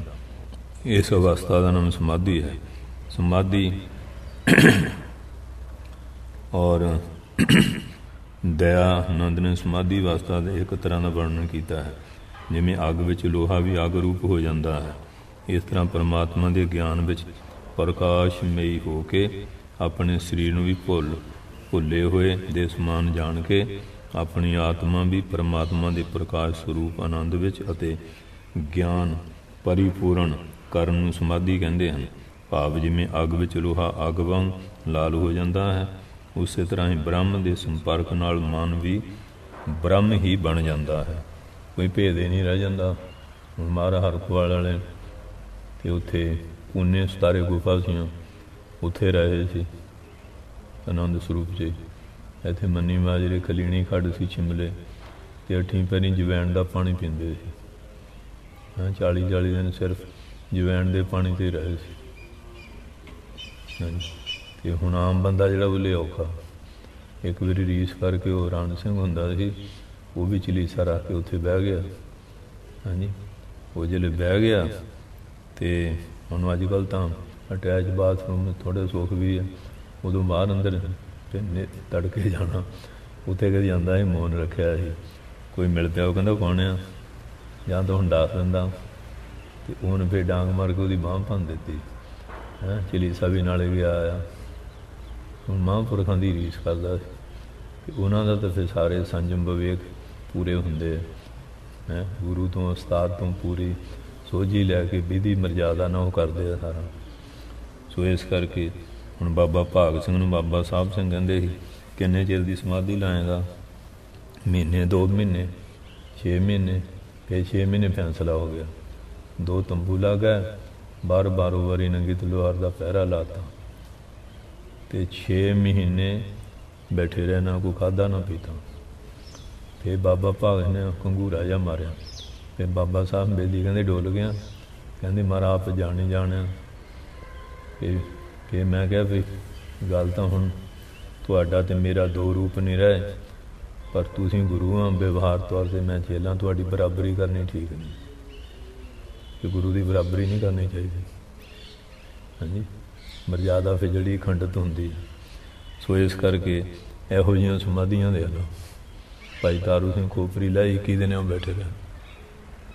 ਹੈ ਕਿ ਨਹੀਂ ਸਵਾਦ ਸਮਾਧੀ ਦਾ? ਸਮਾਧੀ ਵਿੱਚ ਸਭ ਖਿਆਲ ਉੱਠਣੇ ਬੰਦ ਹੋ ਜਾਂਦੇ ਹਨ ਅਤੇ ਚਿੱਤ ਦੀਆਂ ਸਭ ਬਿਰਤੀਆਂ ਦਾ ਨਿਰੋਧ ਹੋ ਜਾਂਦਾ ਹੈ ਅਤੇ ਸਮਾਧੀ ਦਾ ਨਾਮ ਹੀ ਬਾਅਦ ਵਿੱਚ ਗਿਆਨ ਪੈ ਜਾਂਦਾ ਹੈ ਅਤੇ ਸਮਾਧੀ ਨਾਲ ਆਤਮਾ ਦਾ ਪ੍ਰਕਾਸ਼ ਹੁੰਦਾ ਹੈ। ਸਮਾਧੀ ਕਾਲ ਵਿੱਚ ਦੂਈ ਦਾ ਭਾਨ ਨਹੀਂ ਹੁੰਦਾ। ਮਨ ਬ੍ਰਹਮ ਵਿੱਚ ਇਸ ਤਰ੍ਹਾਂ ਲੀਨ ਹੋ ਜਾਂਦਾ ਹੈ ਜਿਵੇਂ ਲੂਣ ਪਾਣੀ ਵਿੱਚ ਘੁਲ ਜਾਂਦਾ ਹੈ, ਜਾਂ ਵੱਖ-ਵੱਖ ਫਲਾਂ ਦੇ ਰਸ ਸ਼ਹਿਦ ਬਣ ਕੇ ਇੱਕ ਜਾਨ ਹੋ ਜਾਂਦੇ ਹਨ, ਜਾਂ ਨਦੀ ਨਾਲੇ ਟੋਏ ਮਿਲ ਕੇ ਟੋਆ ਰੂਪ ਹੀ ਹੋ ਜਾਂਦੇ ਹਨ ਅਤੇ ਉਹਨਾਂ ਦਾ ਆਪਣਾ ਅਲੱਗ ਕੋਈ ਨਾਮ ਰੂਪ, ਉਹਨਾਂ ਦੀ ਕੋਈ ਅਲੱਗ ਹੋਂਦ ਨਹੀਂ ਰਹਿੰਦੀ। ਸਮਾਧੀ ਨਾਲ ਫਿਰ ਸਮਾਧੀ ਕਾਲ ਵਿੱਚ ਚਿੱਤ ਦਾ ਸਹਾਰਾ ਸਿਰਫ ਬ੍ਰਹਮ ਹੀ ਹੁੰਦਾ, ਕਿਉਂਕਿ ਬ੍ਰਹਮ ਦੇ ਆਸਰੇ ਸਮਾਧੀ ਲੱਗਦੀ ਨਾ। ਹੁਣ ਬ੍ਰਹਮ ਨੂੰ ਨਿਸ਼ਾਨਾ ਬਣਾਇਆ, ਉਸ ਸਮੇਂ ਅਸੀਂ ਬ੍ਰਹਮ ਨੂੰ ਹੀ ਦੇਖਦੇ ਹਾਂ ਅਤੇ ਉਸ ਨੂੰ ਹੀ ਫੜਨਾ ਚਾਹੁੰਦੇ ਹਾਂ। ਧਿਆਨ ਅਤੇ ਸਮਾਧੀ ਵਿੱਚ ਫਰਕ। ਧਿਆਨ ਦੇ ਧਿਆਤਾ, ਉਪਾਸ਼ਕ ਧਿਆਨ ਜਿਸ ਵਿੱਚ ਮਨ ਵਿੱਚ ਧਿਆਨ ਕੀਤਾ ਜਾਏ, ਅਤੇ ਤੇ ਮਨ ਜਿਸ ਵਸਤੂ ਦਾ ਧਿਆਨ ਕਰਦਾ ਹੈ, ਇਹ 3 ਮੌਜੂਦ ਰਹਿੰਦੇ ਹਨ ਅਤੇ ਇਹ ਤਿੰਨੇ ਅਲੱਗ-ਅਲੱਗ ਪ੍ਰਤੀਤ ਹੁੰਦੇ ਹਨ, ਪਰ ਸਮਾਧੀ ਵਿੱਚ ਸਿਰਫ ਧੇ ਵਸਤੂ ਹੀ ਰਹਿੰਦੀ ਹੈ। ਇਸ ਵਿੱਚ ਧਿਆਨ, ਧਿਆਤਾ ਅਤੇ ਧੇ ਤਿੰਨਾਂ ਦੀ ਏਕਤਾ ਹੋ ਜਾਂਦੀ ਹੈ। ਜਿਵੇਂ ਕੋਈ ਜਲ ਵਿੱਚ ਚੁੱਭੀ ਮਾਰ ਕੇ ਥੋੜ੍ਹਾ ਸਮਾਂ ਅੰਦਰ ਹੀ ਲੁਕਿਆ ਰਹਿੰਦਾ ਹੈ, ਵੈਸੇ ਹੀ ਜੀਵ ਆਤਮਾ ਪਰਮੇਸ਼ਵਰ ਦੇ ਵਿੱਚ ਮਗਨ ਹੋ ਕੇ ਫਿਰ ਬਾਹਰ ਆਉਂਦਾ ਹੈ। ਪ੍ਰਭੂ ਚਿੰਤਨ ਵਿੱਚ ਉਹ ਇੰਨਾ ਲੀਨ ਹੋ ਜਾਂਦਾ ਹੈ ਕਿ ਉਸ ਨੂੰ ਸੰਸਾਰ ਦਾ ਕੁਝ ਧਿਆਨ ਨਹੀਂ ਰਹਿੰਦਾ, ਕੇਵਲ ਇੱਕ ਪਰਮਾਤਮਾ ਹੀ ਨਜ਼ਰ ਆਉਂਦਾ ਹੈ। ਅੰਤਮ ਅਵਸਥਾ ਵਿੱਚ ਸਿਮਰਨ ਬੰਦ ਹੋ ਜਾਂਦਾ ਹੈ। ਹਾਂਜੀ, ਇਹ ਅੱਖਰ ਫਿਰ ਜਾਏਂਗੇ, ਉਹ ਅੱਖਰ ਇਨਮੇ ਨਾ ਹੈ। ਉੱਥੇ ਫਿਰ ਅਕਸ਼ਰ ਨਾਸ ਤੋਂ ਰਦ ਬ੍ਰਹਮ ਰਹਿ ਜਾਂਦਾ, ਅੱਖਰ ਵੀ ਬੰਦ ਹੋ ਜਾਂਦੇ। ਸਿਮਰਨ ਦੀ ਸਰੀਰਕ ਤੇ ਮਾਨਸਿਕ ਦੋਵੇਂ ਅਵਸਥਾ ਖਤਮ ਹੋ ਜਾਂਦੀਆਂ ਹਨ ਅਤੇ ਮਨ ਅਡੋਲ ਇੱਕ ਤਾਰ ਵਿੱਚ ਪਰੋਇਆ ਹੋਇਆ ਇਕਾਗਰ ਟਿਕਿਆ ਰਹਿੰਦਾ ਹੈ। ਭਾਵ ਮਨ ਬਿਲਕੁਲ ਸ਼ਾਂਤ, ਸਥਿਰ ਅਤੇ ਨਿਸ਼ਚਲ ਟਿਕਿਆ ਰਹਿੰਦਾ ਹੈ। ਇਸ ਅਵਸਥਾ ਦਾ ਆਨੰਦ ਅਤੇ ਖੁਸ਼ੀ ਵਰਣਨ ਤੋਂ ਬਾਹਰ ਹੈ। ਇਸੇ ਨੂੰ ਸਹਿਜ ਅਵਸਥਾ ਕਹਿੰਦੇ ਹਨ।